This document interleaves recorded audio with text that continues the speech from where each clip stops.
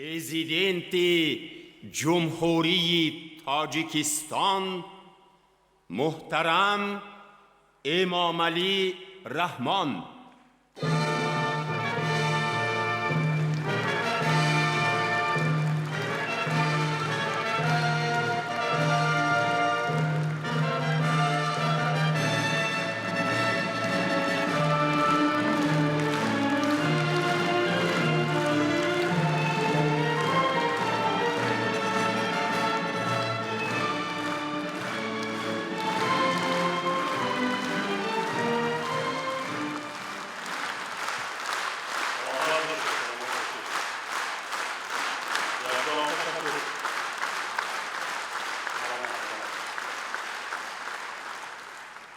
مادران مهربان، بانوان محترم و خواهران عزیز، حاضرین گرامی، در آغاز فصل بهار، فرا رسیدن روز مادر، این جشن برای همه ما بسیار عزیز را به کل ساکنان دیارمان، بخصوص مادران و بانوان و دختران وطن محبوبمان صمیمانه تبریک گفته به هر یک شما سلامتی و خوشبختی و خانه آبادی و سربلندی آرزو می نمایم.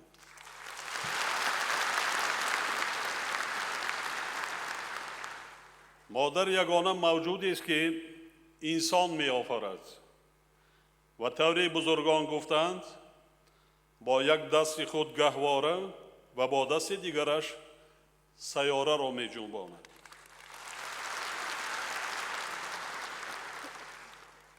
نقش مادران و زنان در تحکیم و رشد جامعه، بنیاد عائله خوشبخت، تعلیم و تربیت فرزندان و افزایش اعتبار خاندان نهایت مهم و ارزشمند می باشد. امروزها بانوان کشورمان برابر مردان ناموس وطنداری را به دوش خود گرفته در ساحه‌های مختلف حیات جامعه و دولت غیرتمندانه فعالیت دارند و با تشبس‌های سازنده خود تاجیکستان محبوبمان را باز هم آباد و زیبا گردانیده ایستادند.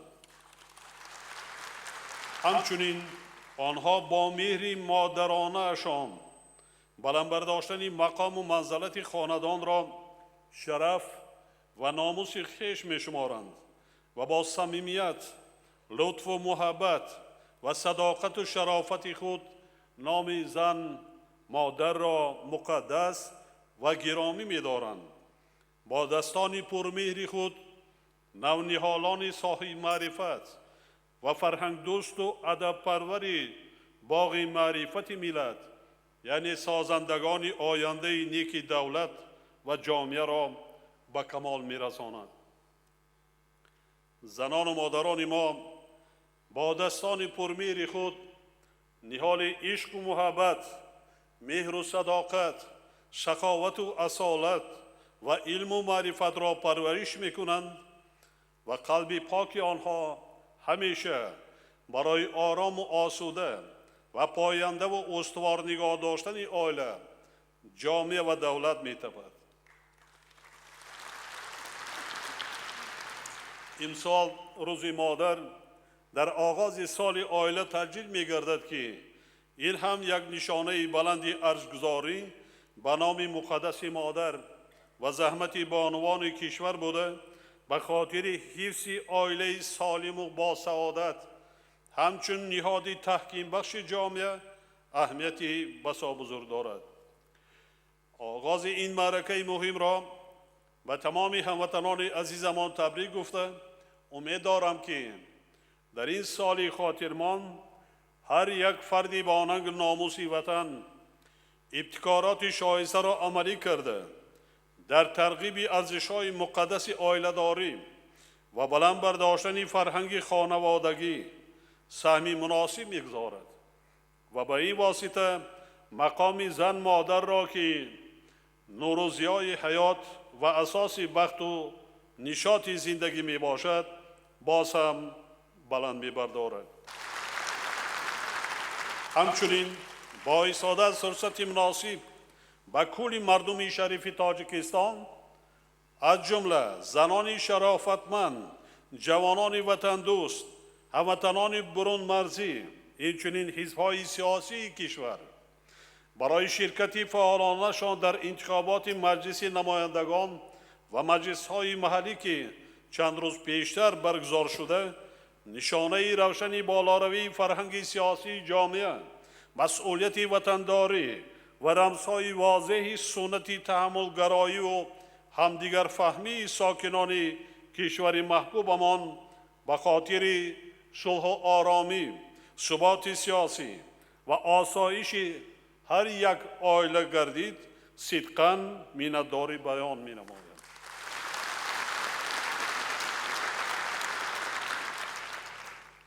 عائله در فرهنگ مردم کهن بنیاد تاجیک همچون نهاد مقدس اعتراف گردیده است. زیرا بهترین ارزش‌های انسانی از قبیل محبت و صداقت، صمیمیت و وفاداری و همدیگر فهمی و تحملگرایی محض در عائله تشکل می‌یابند. در پیام امساله خود به مجلس عالی دایر به اهمیت بزرگ این مسئله اظهار نظر کرده تأکید نمودم که با وجود دستگیری از حقوق و منفعت‌های زنان و جوانان، پرابلم‌های حل طلب در این سبب هنوز خیلی زیادند. از این لحاظ ما سال 2015 را سال عائله اعلان نمودیم و اطمینان کامل داریم که همه ما دست جمعانه برای رفع پرابلم‌های موجوده سعی و تلاش کرده در تبلیغ استواری عائله و رشد فرهنگ عائله‌داری کوشش‌های بیشتری را به خرج می‌دهیم. البته همه مشکلات و کمبودی‌ها را در یک سال برطرف کردن مشکل است.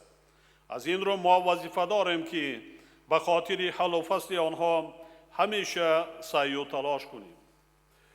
امروز جامعه تاجیکستان در سیمای زن نه تنها مادر، خواهر و همسر، بلکه سیاستمدار شناخته، دانشمندی اصیل، سرور موفق، صاحبکاری سخاوت پیشه، طبیب حاذق، کارمندی پاکوجدان مقامات حفظی حقوق، حامی وطن، بناکار نامدار، مربی نسلها و همشیره مهربان را می‌بیند که این مایه افتخاری هر یکی ما و شما میباشد.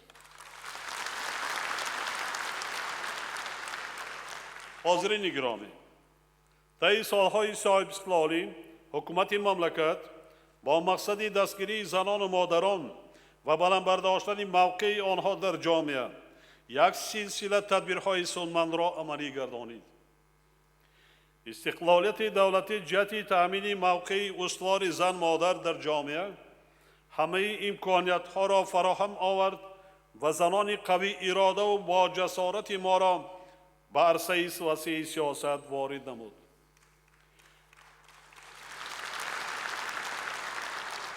در برابر این موقع زنان را در رشد اجتماعیات و اقتصاد و فرهنگ مملکت تحکیم بخشیده برای استفاده نیروی وطنخواهی و بنیادکارانه آنها زمینه استوار گذاشت، یعنی برایشان میدان متانت و جسارت، دلیری و شجاعت و غیرت و نیکنامی را مهیا ساخت.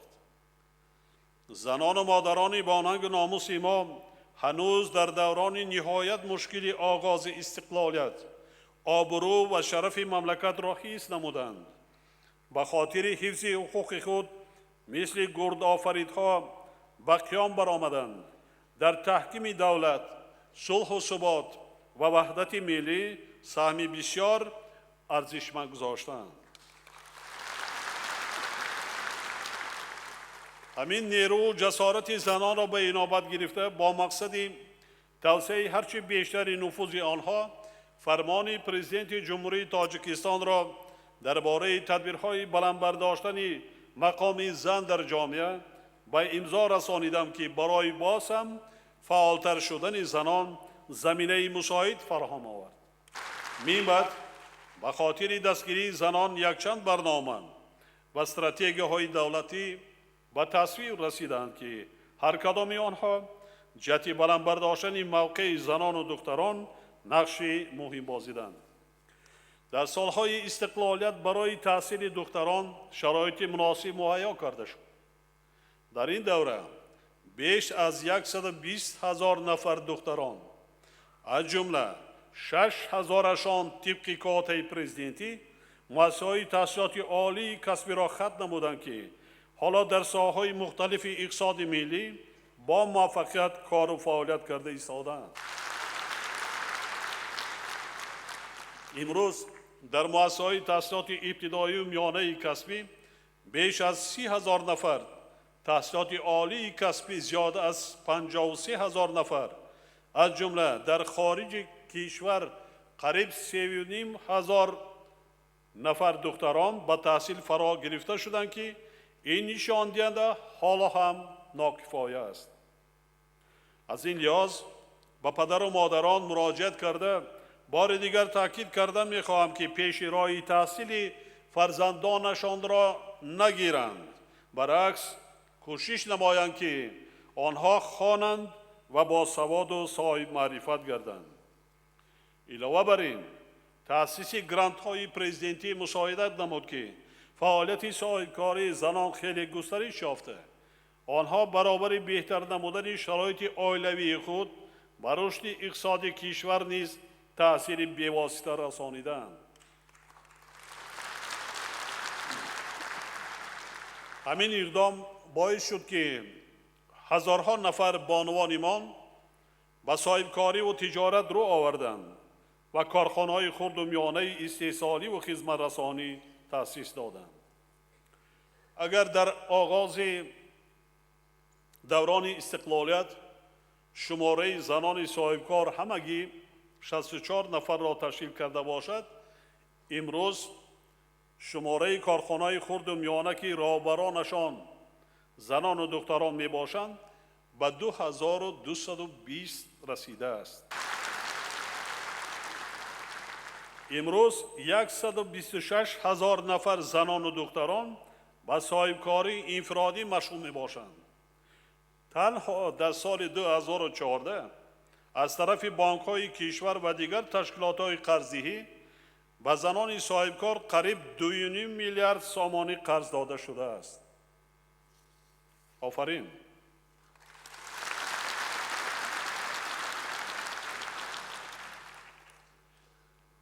من تعلیم میکنم در بعضن ناحیه‌های دوردست کوهستان مملکت امروز شماره زنان و بانوان و دختران معلومات عالیدار 10 مراتبه از زمان اتحاد شوروی زیادتر گشته است. این بسیار خوب است. در صاحبکاری نیست. من تحلیل کرده برآمدم در سال 2014 به جمهوری با مبلغ قریب 300 میلیون دلار جواهرات وارد شده است. جواهرات با کی در کار؟ برای زنان، برای بانوان. حساب میانه زیاده از 4 تانه. آنچه که ما قریب 1 تانه دیگر هر سال از داخل کشور استحصال میکنیم. و یک اندیشه کنید هر کدامتان. من در همین تالار بوده 15 سال پیش 20 سال پیش آیا کدام دختران ما در وقت خانه‌دارشویی جواهرات داشتند؟ حتی انگشترینی طلایی را هر کس را نصیب نمیگشت. و امروز چی؟ اکثریت این جواهرات را خرید فروش کی میکند؟ بانوان. سال اول استقلالیت ما مگه 64 نفر زنان و بانوان صاحب کار داشتیم و امروز شمارهشان هزارها. باوری کامل دارم اگر همین روند ادامه یابد سالهای نزدیکتری شاید میلیاردرهای بانوان تاجیک پیدا میشه.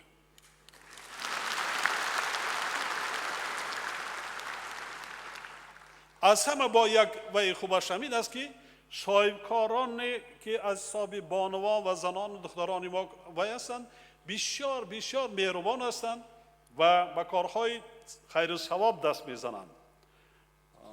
در بسیار شهر ناحیه‌ها باغچه‌های بچه‌ها بنیاد کرده ایستادند، حسابی درآمدهای خودشان کمک‌های دیگری خیریه کرده ایستادند و خیلی فعال هستند. نسبت به مردم با خیرخواه هستند، سخت نیستند. این همه نشانه دستگیری زنان و دختران بوده از توجه دائمی حکومت با آنها درک می‌دهد. در کشورمان شماره تشکیلات‌های جمعیتی که در صف‌های خود زنان را متحد می‌نمایند روز روز می‌افزاید و نقش آنها در تحکیم جامعه شهروندی منتظم بالا می‌رود. ما این بد نیست هم آهنگسازی فعالیت ساختارهای دولتی و تشکیلات‌های جمعیتی را تقویت بخشیده آنها را به روند تهیه و تطبیق قانون‌ها، استراتژی‌ها و برنامه‌های دولتی بیشتر جلب می‌نماییم و رابطه میان ساختار و مقامات دولتی و نهادهای غیر حکومتی را باز هم استوار می‌گردانیم. مورد عمل قرار گرفتن کادکس عائله و قانون جمهوری تاجیکستان درباره پیشگیری زورآوری در عائله نیز امکان فراهم آورد که حل تدریجی یک سلسله مشکل‌های در این سمت موجوده تأمین گردیده منفعت‌های حقوقی عائله‌ها حمایه شوند. در این روند از جانب حکومت مملکت برنامه دولتی تربیه، انتخاب و جابجاگذاری کادرهای رهبری کننده جمهوری تاجیکستان از حساب زنان و دختران لیاقتمند برای سالهای 2007-2016 قبول گردیده و افزایش شماره زنان و دختران در همه شاخه‌های حاکمیت مساعدت نمود. ما تصمیم داریم که جلب آنها را به کارهای دولتی و جمعیتی منبع نیز گسترش بخشیم. امروز در وزارات اداره‌ها و ساختار و مقامات مرکزی اداره کنی، اینچنین در مقامات اجرایی حاکمیت دولتی ولایت‌ها و شهر ناحیه‌ها بیش از 8,000 نفر زنان و دختران فعالیت کرده 500 نفرشان در وظیفه‌های رهبری کننده کار می‌کنند. از 6,000 نفر دخترانی که مؤسسه‌های تحصیلات عالی کسبی را طبق کوتای پرزیدنتی ختم کردند بیش از 5,000 نفرشان در ساحه‌های گوناگون فعالیت دارند و 125 نفر آنها در منصب‌های رهبری به نفع دولت و جمعیت باز از تلاش و تشبس‌های سازنده خدمت کرده ایستادند. من خوب در یاد دارم در وقتی تحصیل در مکتب میانه قریب که آموزگاران همه مردم بودند. فقط رهبر مکتبمان یک زن مادر و بانوی خیلی زیبا، من فکر میکنم در این روز در این تالار شاید دعوت کرده باشند، رحمت و بودند که هیچگاه از یاد نمیبرند.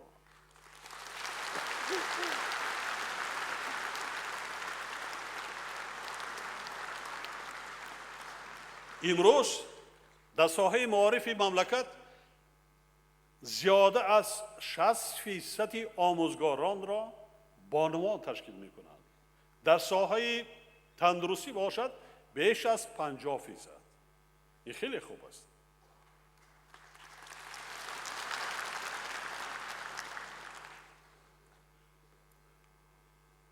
حکومت مملکت تا امروز توسط تهیه و قبول سندهای معیاری حقوقی داخلدار برای تأمین حفظ اجتماعی و دستگیری زنان در دوره حامله‌داری و تولد کودک، اینچنین در دوره نگاهبینی کودک تدبیرهای ضروری را راه اندازی نموده است. تنها در سال 2014 به این مقصد از حساب بودجه سقوطی اجتماعی و نفقه زیاده از 70 میلیون سامانی روانه کرده شده است. در برابر این رسالت و فضیلت بزرگ تربیت فرزند سالم و صالح را به اینابت گرفته طبق قانونگذاری کشور برای زنهایی که 5 و زیاده از این فرزند تولد کردند یا کودک معیوب را نگاهبین و تربیت نمودند هنگام به نفقه برآمدن امتیاز داده شده است و آنها حقوق دارند که 5 سال پیش از سنی مقرر شده به نفقه برآیند. امروز از این امتیاز قریب 67,000 نفر زنان استفاده میبرند که در یک سال به این مقصد از حساب بودجه سقوطی اجتماعی و نفقه زیاده از 160 میلیون سامانی روانه کرده می شود. با وجود وضع مرکب اقتصادی جهانی امروزه که به اقتصادیات کشور ما نیز بی تاثیر نیست، چون این دستگیری ها در آینده نیز ادامه داده شده. در دایره امکانیت های مالیوی بودجه دولتی حجم مبلغ‌گذاری ها در این سمت افزایش می‌یابد. زحمت صافدلانه زنان همه ساله از جانب رهبر دولت قدرشناسی گردیده. در مدت 5 سال آخر 500 نفر و تنها سال گذشته 75 نفر زنان و دختران صاحب مکافات‌های عالی دولتی گردیدند و ما می‌باید نیز زحمت زنان فعال، بانوان تشبثکار و دختران پیشقدم را قدردانی خواهیم کرد.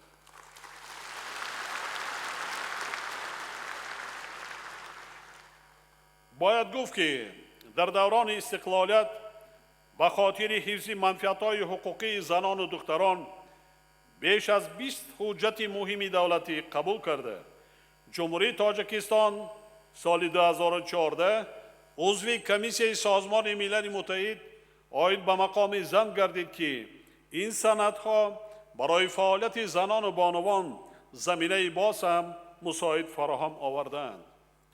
وابسته به این کمیته کار با زنان و عائله نزد حکومت تاجیکستان وظیفه‌دار کرده می شود که بنابر سبب به انجام رسیدن مهلت برنامه تیار کردن متخصصان از حساب زنان و مساعدت به شغل آنها، اینچنین تأسیس گرانت های پرزیدنت کشور برای پیشبرد فعالیت صاحبکاری تا آخر سال جاری نتیجه های به دست آمده را تحلیل نموده لایحه نوی سند های ذکر شده را برای سالهای 2016 2020 با حکومت پیشنهاد نماید.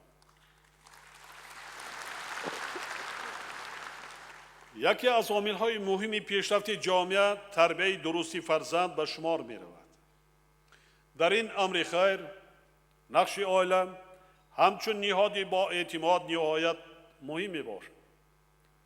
اگر عائله به تربیت فرزندان اعتبار جدی داده آنها را سالم و صالح به وای رساند و در تشکل شخصیتشان در خانواده اهمیت ضروری دهد، چون این فرزند در جامعه حتما موقع خود را پیدا کرده باغ پدر و مادر می گردد و نفعش به پدر و مادر و کشور زیادتر می رسد. فقط از پدر و مادران، والدین و مخصوصاً مادران خواهش می کردم که فرزندان را ارکه تربیت نکنید.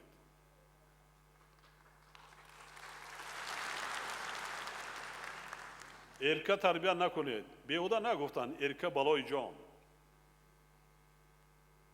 وقتی کلانسال شد دیگر پدر و مادر را گوش نمی کند. ما در جاهای مخصوص برای کلانسالان، پیرانسالان که محتاج هستند امروز به کمک دولت، نیاز به غمخواری دارند، دهها بنیاد کردیم. بعضنش 4-5 فرزند دارد. یکی در سن کلانسالی به غمخواری پدر و مادر خودشان از غمخواری دست کشیدند.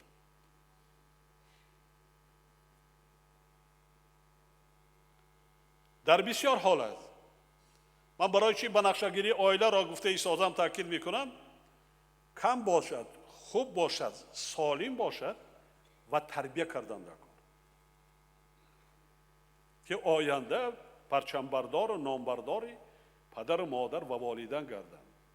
شما با واسه اخبار عامه خوب میبینید. این وظیفه دولت است. البته این جای طعنه و ملامت نیست، لیکن هر یک برای چی ما امروز ممکن شاید بعضنا میگویند که برای چی رهبر دولت دیگر پرابلم دیگر نیست در داخل دولت که دائم درباره تنظیم رسم و آیین ها، دائم درباره تربیت مسئولیت پدر و مادر در تربیت فرزند یا که دائم درباره جهت‌های مسائل عائلوی. دوستان عزیز، دولتداری از عائله شروع می شود.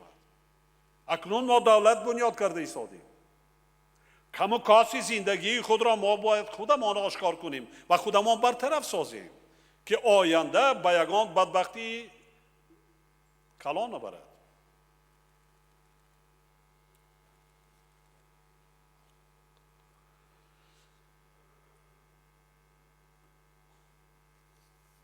بزرگان گذشته ما به مثل استاد رودکی، ابن سینا، ناصر خسرو، نظامی، سعدی، امام اعظم، عنصر المعالی کیکاووس، عبدالرحمن جامی، احمد دانش و دیگران آید به تربیت فرزند و نقش عائله رساله و آثار زیاد تالیف نمودند که در آنها دایر به مقام پدر و مادر، انتخاب همسر، آداب و معرفت زن و مانند اینها دستور و نصیحت‌های بسیار ارزشمند موجودند.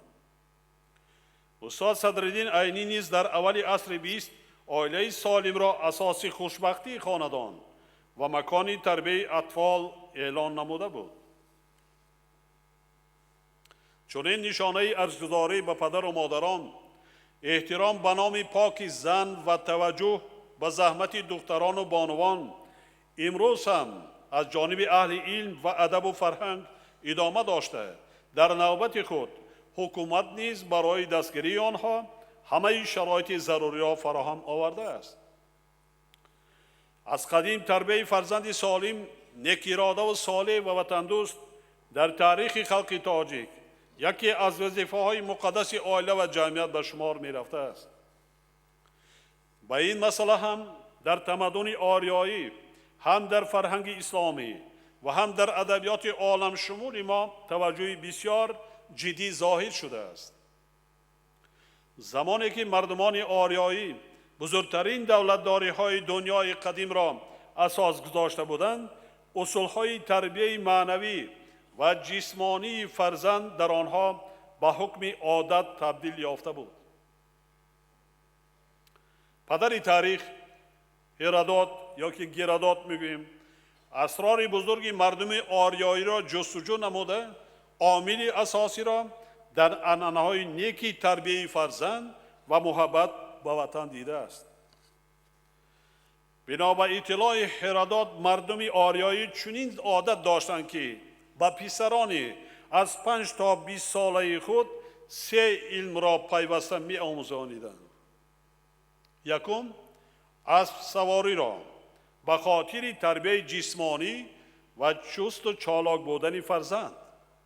دوم، تیراندازی یا کمانوری را به خاطر دفاع وطن و نهایت تنها سخن حق گفتن یعنی راست گفتن را برای تربیت اخلاقی و معنوی. اینچنین هرودوت تاکید می‌کند که محض همین صفت‌ها دولت قدیمه آریایی‌ها هخامنشیان را در زمان خود به بزرگترین دولت تبدیل دادند.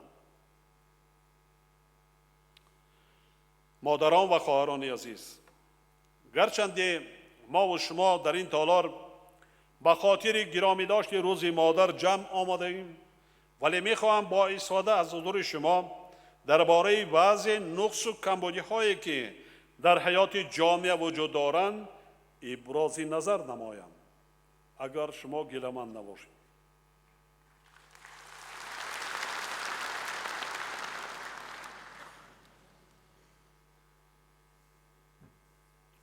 اینچنین زیر حل سری وقتی آنها زنان و مادران بخش از عائله های جوان را باز هم خوشبخت می‌گرداند و برعکس نادیده گرفتن یا به حال خود گذاشتن این مشکلات و کمبودی و نارسایی ها باعث غم و اندوه و گذشته از این بدبختی عائله های نوبنیاد در نوبت اول مادران و خواهران عزیز ما می‌گردد. مخصوصاً با سبب بی‌نظارتی، درست تربیت نیافتن، از مکتب دور ماندن و از محیط تربیت خانواده و جمعیت بیرون شدن باعث گردیده است که ایده از نورسان و جوانان و زنان و دختران به عملهای نامطلوب دست زده مقام و منزلت عائله را پس میزنند. قسم دیگری فرزندان با همین سببها به گروه‌های تروریستی و افراطی همراه شده در دولتی به نام اسلامی عراق و شام به مقابل مسلمانان دیگر می جنگند و علیه 10 نفر آنها در خاک بیگانه به هلاکت رسیدند. حالانکه در آیت 93 سوره نساء قرآن کریم آمده است که هر کی مؤمن را بر قصد بکشد پس جزای او دوزخ است. آیا مادران و خود این افراد گمراه نمیدانند که جای چنین جوانان دوزخ است؟ نمیدانند که دولت‌های سوریه و عراق کشور مسلمان‌ها میباشند و اکثر آدمانی که هر روز قربان میشوند مسلمانند؟ باز چی در کار؟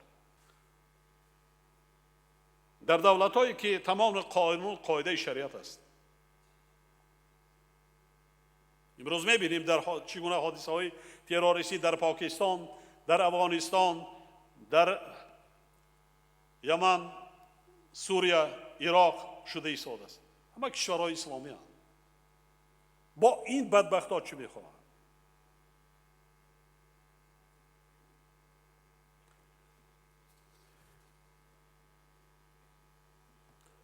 افسوس که در این حادثه ها شهروندان ما اشتراک دارند.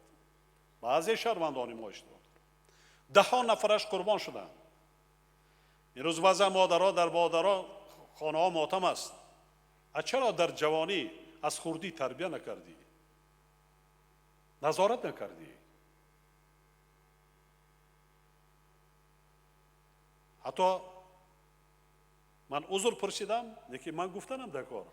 حتی امروز ما چند نفر دخترانی که به این گروه ها شامل بودن از آنجا برگرداندیم. بعضنش همراهی زن و فرزندانش گرفته رفته است که ما شهید می شویم. عاقبت این را اندیشه نمی کنیم.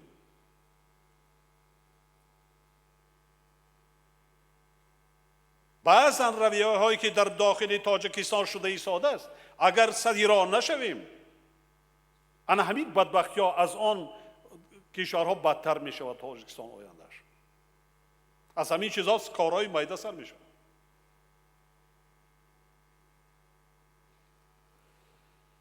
بار دیگر تاکید می نمایم که با چنین وبای عصر بی‌طرف بودن عائله ها و اهل جمعیت عاقبت نهایت بد دارد. ما باید فرزندان را در داخل و خارج کشور زیر نظارت قطعی قرار دهیم. نگذاریم که آنها فریفته ترغیبات گروه های تندرو شوند، با گروه های افراطی و تروریستی همراه گردند، به مادر وطن خود خیانت کنند و به آدم کشی و قاتلی نام برآورند. از خیانت به وطن و پدر و مادر گناه عظیم و بزرگتری نیست. از این رو به پدر و مادران و اهل جامعه مراجعت می نمایم که با مسئله تربیت فرزندان بسیار جدی مناسبت کنید. برای تحصیل آنها مانع ایجاد نسازید و پیش هر گونه عملهای نادرست آنها را گرفته فرزندان لایق دوران را تربیت نمایید.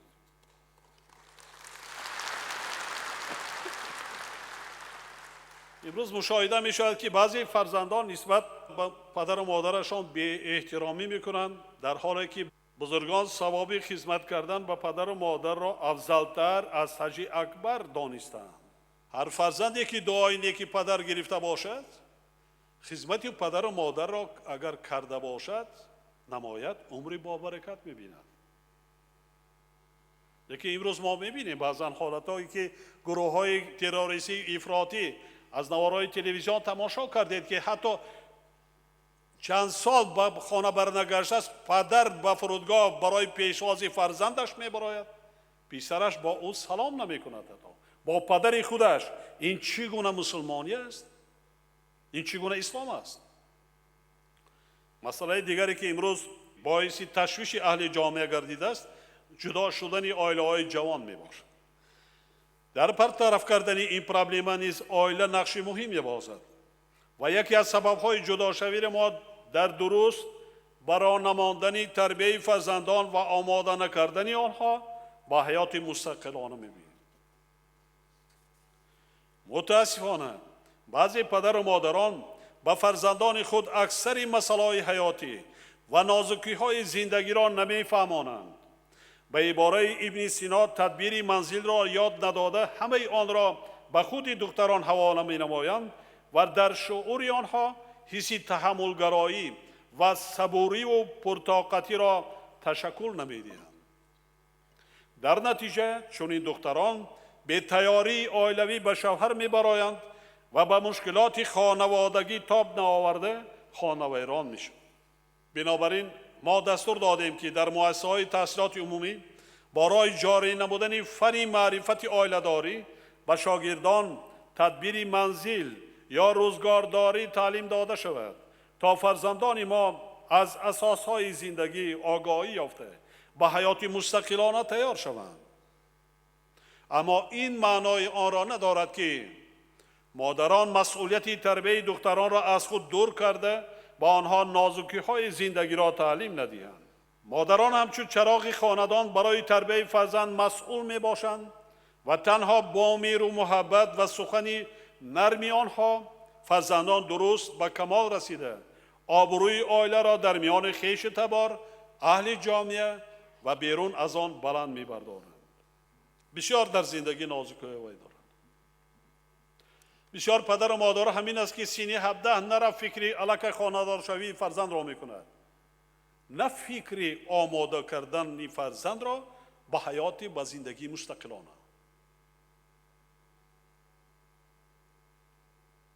دیگر مکتب نیست.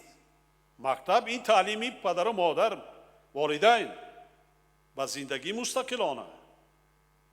دیگر مکتب نیست. کی تعلیم میدهد؟ کی یاد میدهد؟ کی تربیت میکند؟ کی میفهماند؟ شوهر کردن این بازیچه نیست. زندگی عائلوی، عائله دار شدن بسیار پستی و بلندی های زیاد دارد.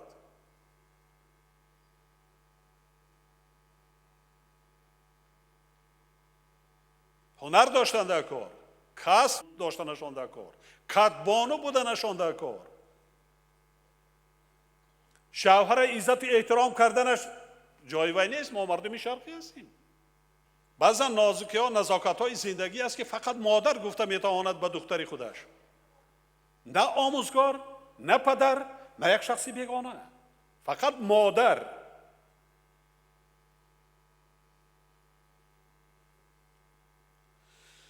مادران عزیز به تربیت فرزندان خود اعتبار جدی دهید، آنها را درست به وایه رسانید، معرفت عائله داری را به نور چشمانتان خوب تعلیم دهید، با آنها مدنیت و آداب آموزانید تا آنها بهترین وارثان شما گردیده کشور ما را با عقل و دانش، فرهنگ و معرفت و جهانبینی و جهانشناسی شایسته خود زیب دوران گردانند.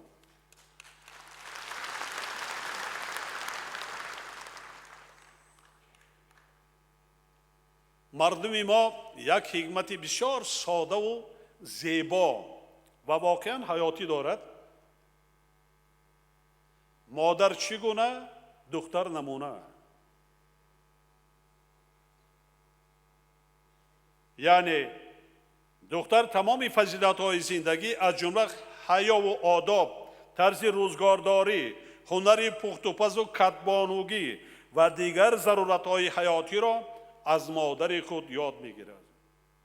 بسیار پدر و مادران وقتی خواستگاری می‌روند بیشتر می‌پرسند مادرش کیست؟ از همسایه‌ها می‌پرسند، از دیگران می‌پرسند اولادش کیست، مادرش چیه، زندگیشون چیه. بعد خواستگاری می‌روند. همینطور نیست دختران؟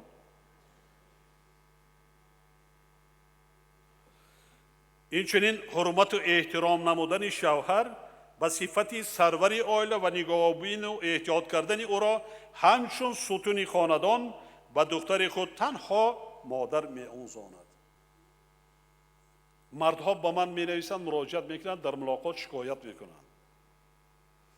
جناب عالی، برای چی اینقدر فرمان و امر و اینقدر استراتژی‌های حکومتی و دیگر فقط برای زنها، برای بانوان؟ و یک بار مردا را پشتش گیری؟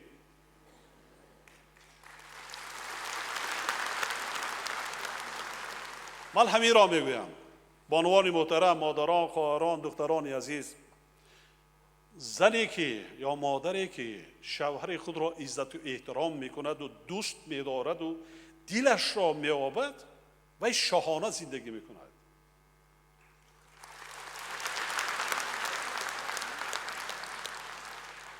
لیکن در عائله داری هم مرد و هم زن گوید نیم من کلان، کودکم تربیه‌ای درست نمیگیرد، عاقبت عائله بعد دیگر ویران، شروع تلخ.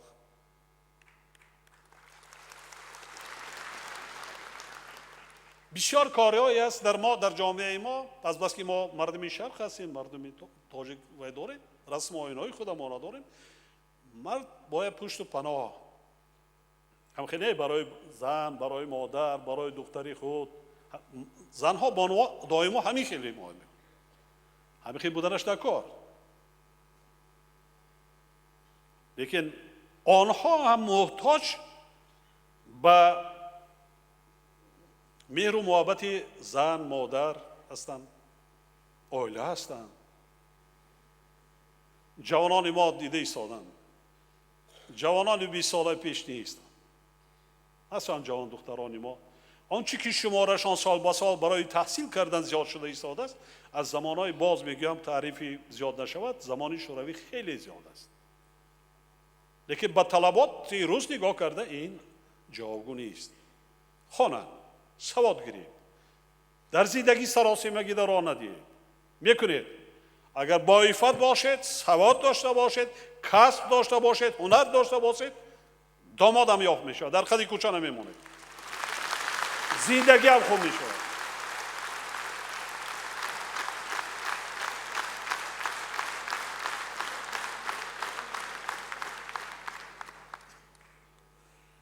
دیگر مسئله که در حیات جوانان بسیار مهم است، پیش از ازدواج از معاینه طبی گذشتن آنها میباشد. بعدی پیشنهاد مثلا در پیام این ساله به مجلس عالی از جانب جامعه شهروندی و مردم در وسایط اخبار آمد دایر به موضوع مذکور نظر و اندیشه‌های جالب بیان شده ایستادند. تحلیلان نشان می‌دهند که از معاینه طبی نگذشتن جوانان یکی از سبب‌های جدا شدن عائله‌های آنها به شمار می‌رود. بسیار کشورهای پیشرفته این مسئله را درست حل نموده سندهای دخلدار قبول کردند. مثلا در یک چند شتاتی امریکا از سالهای 50، مصر از سال 1994، دولت اردن از سال 2004، امارات متحده عرب از سال 2005، قطر از سال 2006، عربستان سعودی از سال 2008، فدراسیون روسیه از سال 2009 با قانونهای خود تغییرات وارد نموده پیش از ازدواج از معاینه طبی گذشتن را جاری کردند و حتی در بعضی کشورهای ذکر شده به شهادت نامه طبی نکاح را اجازت نمیدهند. در کشور ما هرچند که در کادکس عائله مسئله به طور اختیاری از معاینه طبی گذشتن پیش بینی شده است، ولی بسیاری آن را چندان مهم نشماریده عاقبت‌های وزنین عائله‌داری فرزندانشان را اندیشه نمی‌کنند. حالا که اگر فرزندان پیش از ازدواج از معاینه طبی گذرند، با این عمل خود برای بنیاد عائله خوشبخت و به دنیا آمدن کودکان سالم که میوه عمر آدمی میباشند زمینه میگذارند.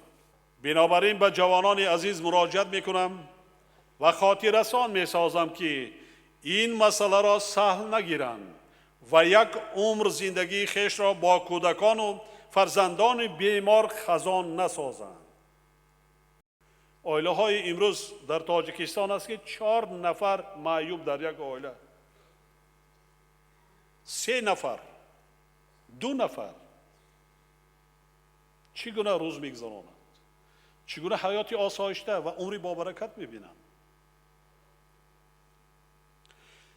وابسته به این وزارت‌های تندرستی و حفظ اجتماعی عدلیه وظیفه‌دار کرده میشوند که مکانیزمی با تنظیم در آوردن معاینه طبی را با مردم همه جانبه محاکمه کرده، پیشنهادات خود را در خصوصی و تنظیم در آوردن و وارد نمودن تغییر علاوه به قانون‌های داخلدار هر چه زودتر به حکومت منظور نمایند.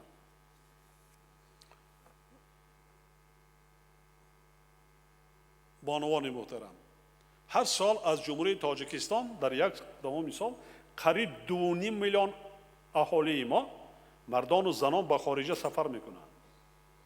2.5 میلیون. از آن طرف به چی برمیگردن ما شما نمیدانیم. و بعضا کسری های سرایتی که تبابت نشونده هستند در تاجیکستان عموما وجود نداشت، حالا خیلی زیاد شده ایسان است. شما ناز میدانید از این بیماری ها. تحلیلاتشان میدهند که سالهای آخر در زمینه نکاح‌های خویشتواری نزدیک نیز تولد فرزندان معیوب زیاد گشته است. واقعاً علمی طب ضررآور بودن نکاح‌های خویشتواری نزدیک از جمله سبب‌های تولد فرزندان دارای نقص‌های عقلی و جسمانی را از چنین نکاح‌ها اثبات نموده است. عالمان دنیا از جمله دانشمندان ما در این مسئله یک قطار حالت‌های تشویش آور را به مشاهده گرفتند. دانشمندان ساحه ژنتیک و طب تاجیک سبب بیماری‌های سالهای آخر را به نکاح خویشتواری نزدیک نیز منسوب دانسته، تمایل رو به افزایش بودن آن را علما اثبات نمودند. چنانچه از 165,000 نفر معیوبی که در کشور به قید گرفته شده است، 35% به علت نکاح خویشتواری نزدیک به میان آمده است. اینچنین با گناه پدر مادرانی که تماکو میکشند یا گرفتار بیماری نشأمندی میباشند، کودکان زیاد با نقص و علتهای مادرزادی به دنیا میآیند. از نکاح خویشاوندی نزدیک نقصهای مادرزادی دل تا 60%، بیماری‌های عصب تا 33%، روحی تا 19% و چشم تا 16% تشکیل داده. یک قطار بیماری‌های ارثی نیز زیاد شده ایستادند. خودتان تصور کنید که 165,000 عائله اگر یک نفری معیوب داشته باشند، پس زیاده از 1 میلیون نفر هموطنان ما زندگی مایوسانه و تلخ دارند. 165,000 معیوب داریم. اگر در 165,000 یا عائله به حساب میمونه 6.5 نفر زندگی میکند، چقدر میشود؟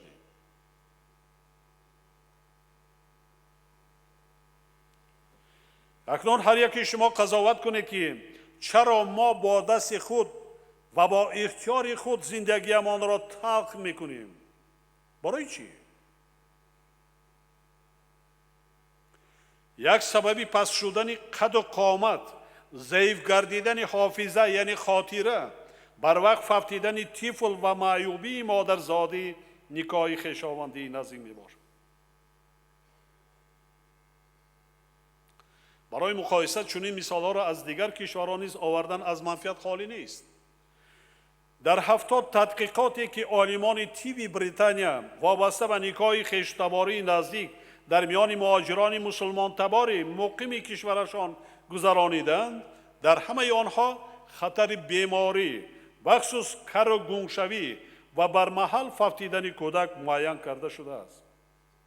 چنین حالتها در دانیا و شویساریا نیز به قید گرفته شدند.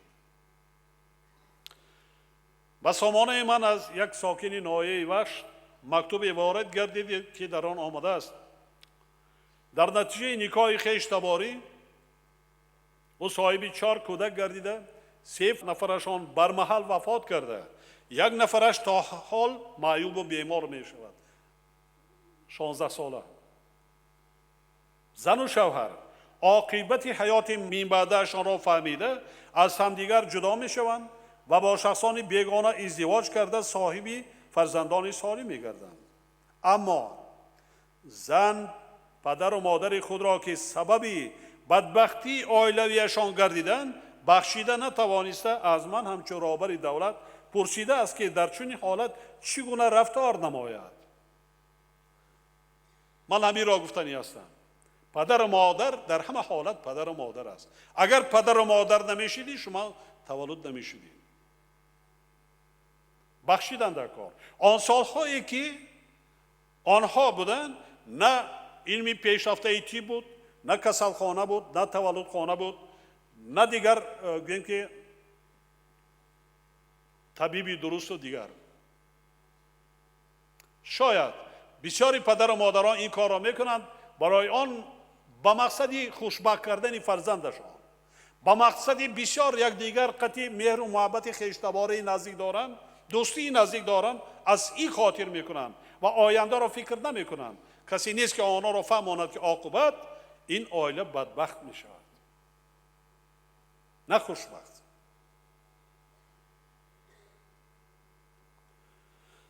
من به این مادر توصیه میکردم که پیش از همه امروز که ما در عرفه جشن روز مادران قرار داریم از پدر و مادر خود بخشش پرسد.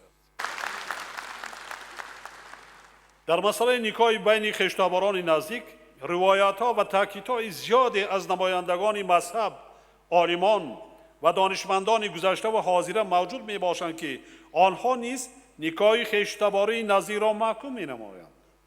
مثلا یکی از صحابگان پیغمبر اسلام حضرت محمد روایت آورده است که با خویش و اقربای خود ازدواج نکنید وگرنه فرزندان شما لاغر به دنیا می آیند.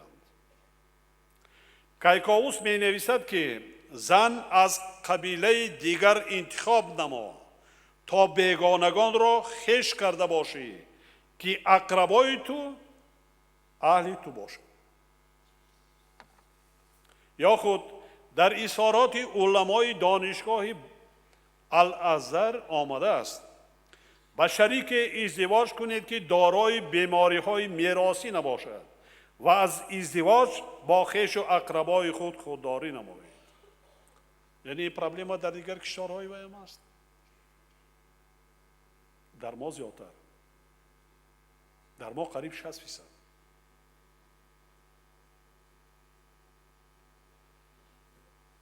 ما باید از این اشاره و فرموده ها خلاصه برآورده احتیاطکار باشیم، تاکیدها و گفته‌های گذشتگان را فراموش نکنیم، از علم معاصر طب و دستاوردهای آن آگاهانه استفاده نماییم و یک جایه پیش این خطر را گیریم تا که گینفاند ملت عزیزمان حفظ گردد و نسل‌های سالم عائله‌های ما را باز هم خوشبخت‌تر نمایند. طوری که در یاد دارید من در پیام این ساله یک مسئله را بیهوده خاطر نشان نکردم. ما در حق فرزندان خود همیشه دعا میکنیم که سلامت باشند، خوشبخت شوند، عمر دراز و با برکت بینند، صاحب فرزند نبیره، ابیره، چبیره درسانند. پس بیایید همه یک جایه در فکر عملی گردیدن این نیت نیک خود شویم و برای زندگی خوشبختانه عائله های جوان که دوام دهندگان عمر ما و شما می باشند شرایط مهیا سازیم.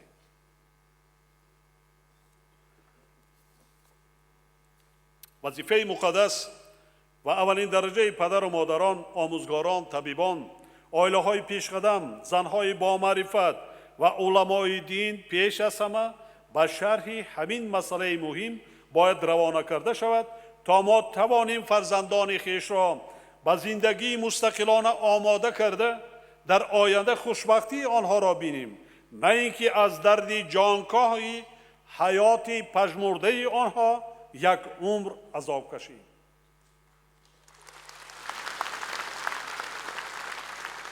من وقتی یتیم خانه ها می روم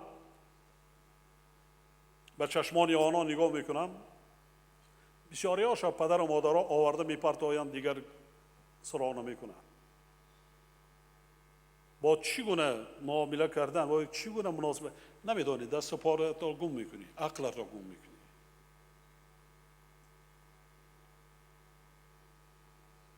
بسیاری ها نمیپرسند. من پیسر بچه را پرسیدم، پدر و مادرم در خانه خبر میگیرن نه؟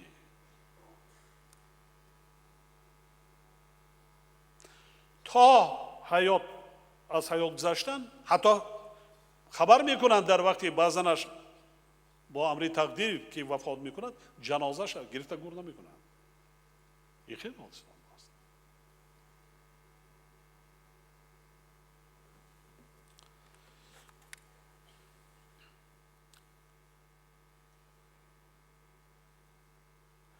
وابسته به این با وزارت‌های تندرستی و حفظ اجتماعی عدلیه بار دیگر تکرار میکنم، سپاریده می شود که عاقبت‌های ازدواج خویشاوندان نظیر را با مردم درست شرح داده پیشنهادات خود را دایر به وارد نمودن تغییرات به قانون‌های داخلار جهت پیشگیری کردن نکاح خویشتواری نزدیک هر چیز زودتر به حکومت منظور نمایند. در جامعه ما با یک تعاملی ناخوب با نام گهواره بخش کردن کودکان وجود دارد که به اندیشه من این کاری روی راست پایمال کردن حقوق کودکان همچون اعضای جامعه می باشد. من پدر و بابای خود، مامای خود، بیبیای خود را رنجاندنی نیستم. سالهایی که بود این انانه بود، سالهای یک 30-40 سال پیشتر انانه بود. با یک دیگر خویش تباری داشتن، همسایگی نزد داشتن، یار و رفیقی نزد داشتن. کدامش پسر تولد میکرد، کدام دخترش. حالا در گواره من گواره بخش کردم و این دختر دادم. در پیش وی طفل حالی 20 سال دیگر، 18 سال دیگر چی ساده است؟ آیا در قید حیات میماند یا نه؟ چرا از خردسالی طفل بیگناه را ما اینقدر بزیمش وی میکنیم؟ در پایش زنجیر میبندیم. برای چی؟ وی کلان میشود. و شاید که شخص دیگر را دوست می‌دارد یا اینکه وی جوان پسر. چرا ما اون را همین نه من گهواره بر تو حتما همین کار را که میکنی. از این گذشتن در این کار را دادن در کار نیست. ما در عصر 21 زندگی میکنیم. یا همین کار درست است؟ درست نیست. چی می‌داره آینده کودک چی میشه؟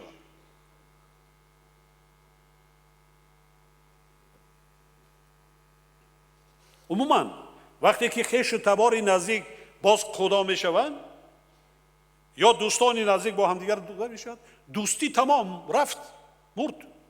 خویش تباری هم مرد. خواهی نخواهی بین خداها یک جنگ جنجال میشود، بین فرزندان یک نافهمی میشود. اون شیرینی دوستی که داشتی، برادری که داشتی از بین میرود. وای خویش تباری نزدیکی تا خدا شدن داشتی وای از بین میرود. تمام. بله خوبش یار و دوست بودن، نه دوستی زبانی و نه نانی جانی بودن، این خوبتر است. حتی دوستی انم که دوستا از فرزندی بهتری پدری بهتر است.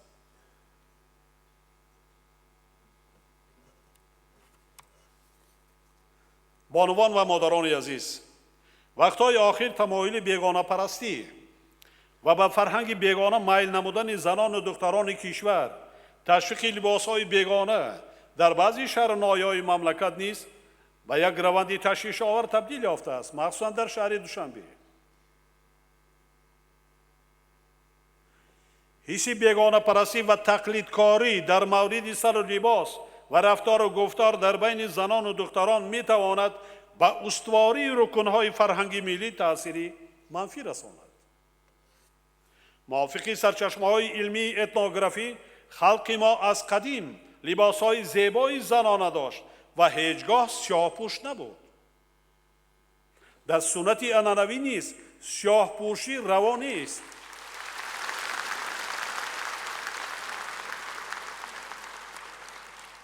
شما خودتان خوب می‌دانید که حتی لباس ماتمی مردم ما سیاه نیست. یک اندیشه کنیم ما داشتیم، بی داشتیم، چی لباس داشتن؟ این بلا از کجا آمد؟ کی وارد کرد؟ نداشتن کو. من اشاره کرد در روز ماتم حتی لباس سیاهی سیب سیاه نمیپوشید، نبود.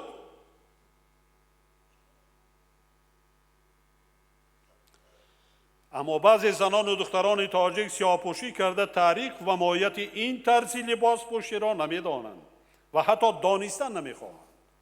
اگر ایده‌ای به خاطر تقلید با این طرز لباس پوشی ذوق پیدا کرده باشند، بعضی‌ها با مقصد تبلیغ عقیده‌های تحمیلی این لباس را میان زنان و دختران ما پهن کرده میخواهند در کشور باز یک جریان نوی افراطی را جاری نمایند.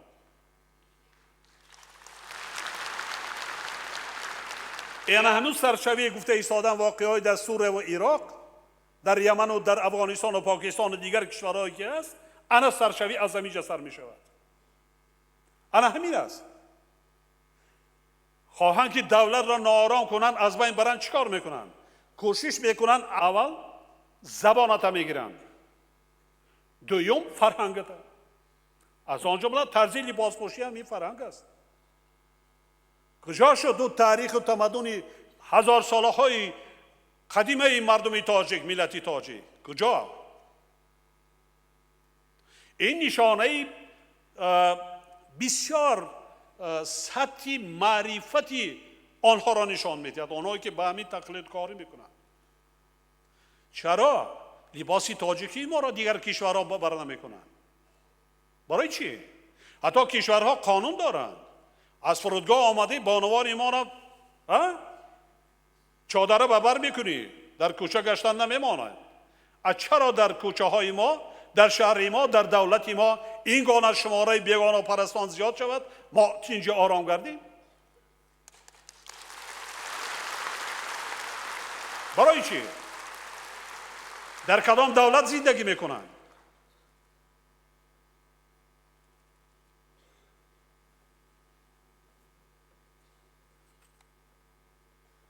عاقبت تفریقه اندازی حتی بین زنان سر میشه. الکی سر شدگی است. الکی. من میگویم موافق معلومات وقتهای آخر بعضی زنان و دختران سیاه‌پوش به جنازه آدمان تماما بیگانه حاضر شده، در بین زنانی که در جنازه اشتراک دارند به هر گونه ترغیبات دور از تاریخ و فرهنگ دیرینه خلق ما دست میزنند. مرده را از خودی میکنند. گریه نکنید، اینجا ماتم نکنید، ما مولود میکنیم. تمام صاحبی مرده. این چی است؟ کی است؟ این حال هم از شهر دوشنبه سرزده ایستاده است. پیش راه این رویه ها را گرفتن در کار، عاقبت به نیکی نمیبرد. همین این رویه ها آینده چی بگم بدبختی کلان آورده میرساند. تاجیکستان را ماتم خانه کردن ما در کار نیست.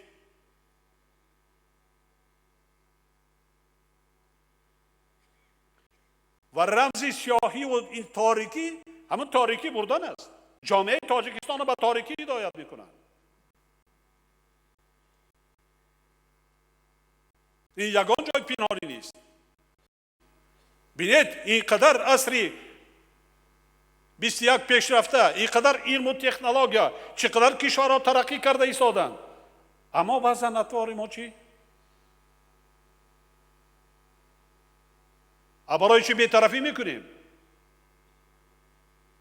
یا که فراموش کردیم جنگی تعمیلی سالهای 91 یک سببش همین بود. بعضا کشورها سراسیمه‌وار خواستند که فرهنگ خود را بر دوش ملت تاجیک بار کنند، ولی از جانب مقامات داخلدار، مسئولان ساحه اجتماعی و زنان، فعالان و پدر و مادران جهت پیشگیری این مسئله چاره اندیشیده نمی شود و این جهت کار نیز به دوش دولت حواله گردیده است.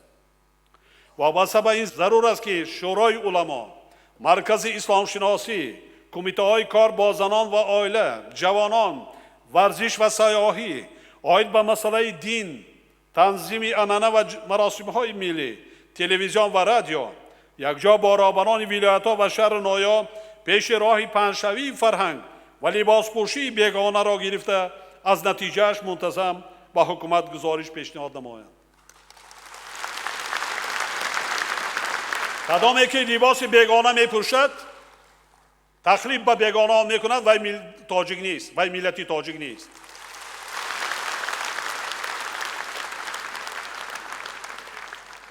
روین در دههای دوردست وادی رشت روین، بانوان مادران تاجیک بینین چقدر لباس های عادی، چیزی که انانای وی دارند زیبا هستند.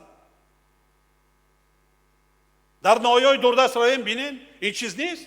این چنین به اتفاق تاجیک مطلوبات رئیسان ولایت ها و شهر نایا سفارش داده می شود که یک جا با طراحان طراحی لباس های نمونوی را برای شخصانی که در بازار و فروشگاه ها، آشخانه و طربخانه ها و دیگر جاهای جمعیتی فعالیت می نمایند آماده کرده استفاده آنها را زیر نظارت قرار دهند.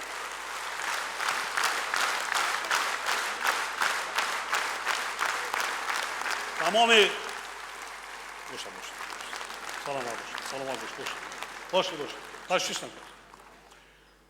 بسیاری دولت‌های دنیا را گشتم، به این کار من اهمیت میدیم. دوستان عزیز، آن طرز لباس پوشی که در بازار و مغازه‌های ما در جاهای سودا و تجارت است در یگان دولت دنیا نیست. این چی ترتیب است؟ این چی ترتیب است؟ حتما لباس های باشد. طربخانه لباس خودش داشته باشد. هر یک طربخانه میتواند دیزاین خود لباس و امبلم خود را داشته باشد. هر بازار میتواند و خودش را داشته باشد. لباس سوداگر را از خریدار فرق کردن در کار، فروشنده را از خریدار، ما از دهقان فرق کردن ما در کار. سوداگر یک سیمای ظاهری درست داشتنش در کار، مواد غذایی میفروشد. حتما جاری میکنید آن. حتما کسی که نمیخواهد جای نیست.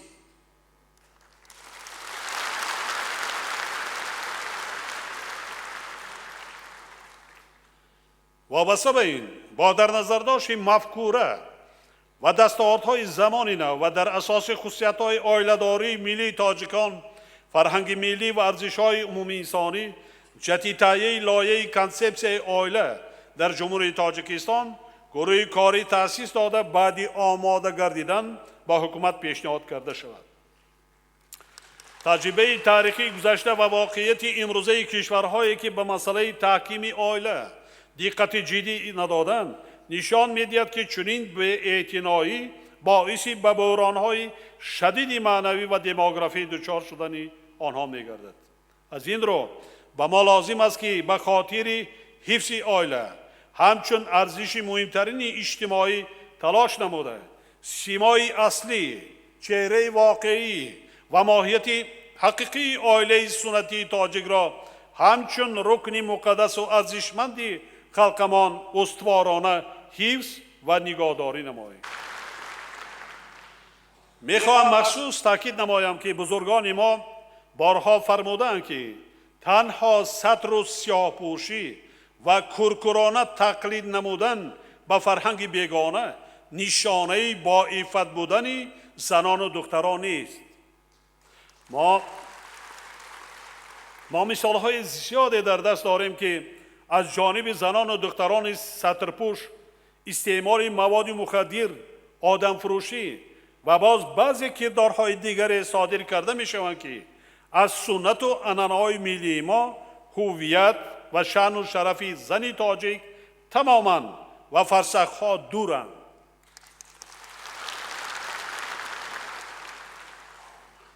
من نمیگذارم نمایش نشان دهم. من نمیگذارم. چون که ننگ و ناموس دارم.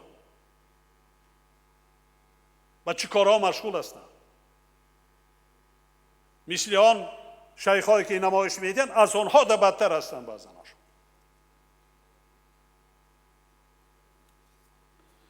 ما حق نداریم فراموش کنیم که عفت زنان و مادران تاجیک هنوز از زمانه‌های قدیم در آزادی دوستی و آزادی خواهی، علم و معرفت دوستی، دوست داشتن سرزمین اجدادی، پاس داشتن سنت و آیین‌های نیک اجدادی تربیه فرزندان صالح و دیگر خصلت‌های نیک ظاهر می‌شود. همچنین فراموش نباید کرد که تنها با پوشیدن ستر و حجاب و ظاهر پرستی مسئله عفت از نگاه اسلام حل نمی شود. زیرا آموختن علم و دانش یعنی با سواد و صاحب معرفت و صاحب کسب و هنری معین گردیدن، وفاداری و صداقت به ارزش‌های عائلوی، انجام دادن عملهای خیر و در کردار و رفتار با عفت بودن از جمله فضیلت‌های مهمی مسلمانی میباشد. تاجیکستان را با این رویه ها آباد کرده نمی شود.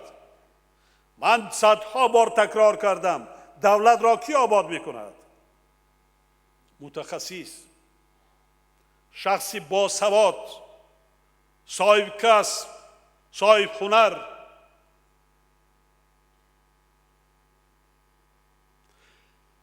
کسانی که معقول است فرزنداش را تربیه کند. میخواهد آخی خدا ترس است، خدا جو است. فرزندش را تربیه کند، صدقه جاریه به حساب می رود.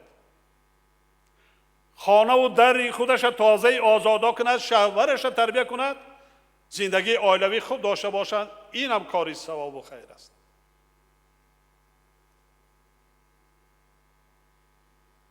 آینده آن مادران و آن دختران تاجیکی که بگیم که تقلیدکاری، سیاه‌پوشی و دیگر لباس‌های بیگانه سر کار دارند، دانند که روزی میرسد بدبختی به سر ملت می آید.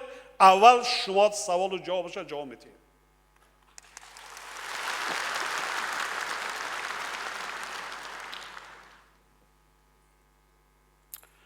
بانوان و مادران گرامی، فکر میکنم که در اطراف باز یک مسئله دیگر مهم دایر به حفظ منفعت‌ها و حقوق کودکان همچون اساس خوشبختی عائله بار دیگر اظهار نظر کردن در سال عائله از منفعت خالی نیست. محض به همین خاطر ما در پیام نوبتی خود دستور دادیم که در کشور اینستیتوت وکالتدار حقوق کودک تأسیس داده شود تا که منفعت‌های کودکان و نورسان توسط آن حفظ کرده شوند. برابر این والدین و مخصوصا مادران را ضرور است که از سن طفلی سر کرده به تربیت کودکان دقتی مخصوص دهند و برای سعادتمند و صاحب معرفت گردیدن آنها سعی و تلاش نمایند.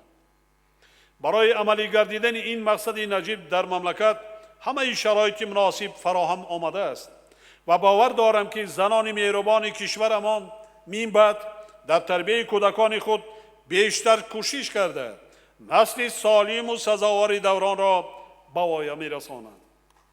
به خاطر به جا آوردن عزت و احترام مادران عملی نمودن این هدف نیک و در دایره سال عائله پیشنهاد می‌نمایم که در شهر دوشنبه مجسمه مادر و یک مجمع کودکان با نام مهر مادر بنیاد کرده شود و در آن برای تربیت کردن و به پایان رسانیدن کودکان تمام شرایط حاضر زمان مهیا کرده شود.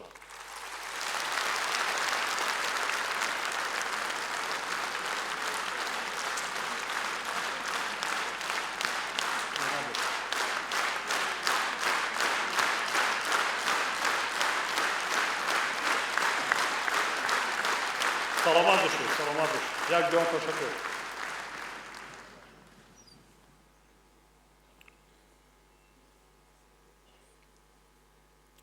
حکومت مملکت وظیفه‌دار کرده می شود که برای ساختمان این مجمع زمین جدا نماید و کمیته معماری و ساختمان لایحه آن را با استفاده از بهترین عناصر معماری ملی و معاصر آماده نموده به حکومت پیشنهاد سازد. مادران و خواهران عزیز، زن مادر پاسدار زبان ملی نیز می باشد. بیهوده خلق زبان دولتی را زبان مادری نمی گوید. این حقیقتی است که کودکان آن را از سن خردی شنیده با همین زبان فاضل و دانشمند و سخنگو مشهور می گردند. از این رو تاکید می نمایم که مادران و هر یک شما باید به فصاحت زبانمان دقت مخصوص دهید و فرزندان در برابر آداب یاد دادن، طرز سخن گفتن، طرز معامله نمودن را آموزانید و در قلب آنها مهر و محبت را به زبان مادری افزون نموده زبان را پاک و بی آلایش و صاف و بی‌گزند نگهداری کنید.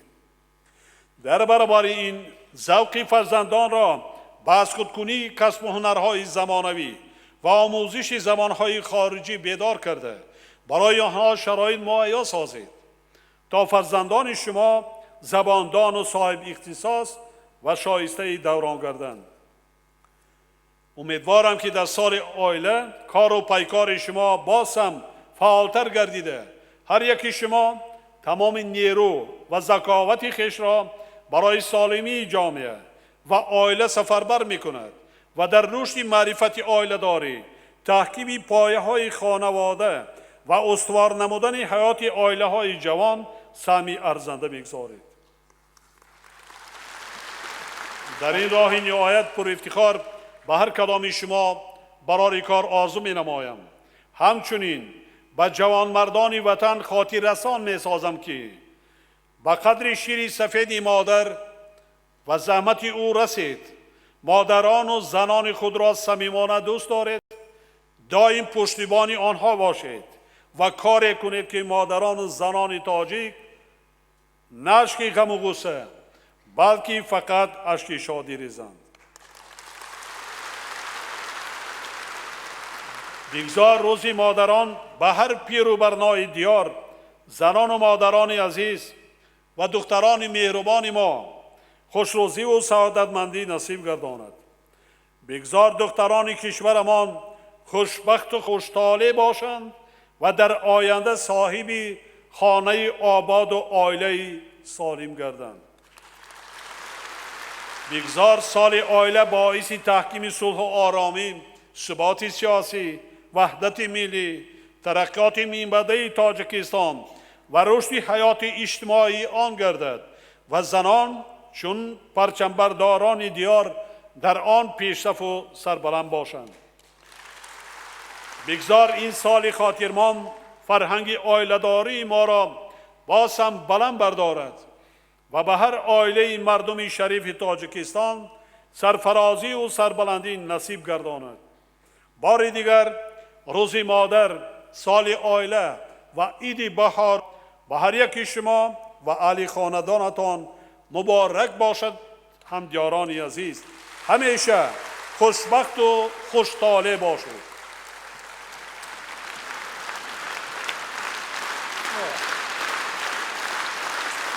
سلامت باشید.